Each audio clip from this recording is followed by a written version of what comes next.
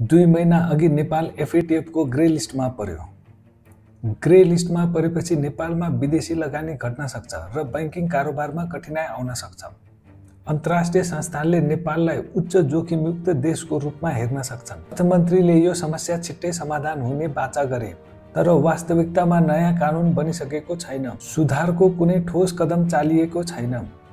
सरकारले अध्यादेश मार्फत 3 दर्जन कानुन ल्यायो, तर यसलाई ग्रे लिस्टबाट हटाउने कदम भन्न मिल्दैन, किनभने शंकास्पद वित्तीय कारोबार 24% बढेको छ।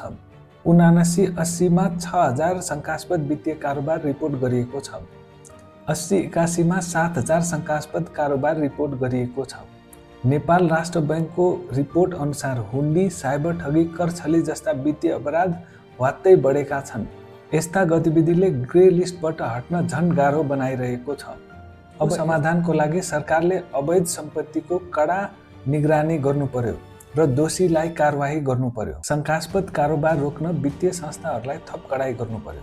साइबर अपराध र हुन्डी नियन्त्रण गर्न आधुनिक प्रविधिको प्रयोग गर्नु पर्यो। भ्रष्टाचार र कर छली नियन्त्रण गर्न कडा कानुन लागू गर्नु पर्यो। समयमै सुधार गर्न सरकारलाई खबरदारी गरौँ। तपाईको विचार के छ?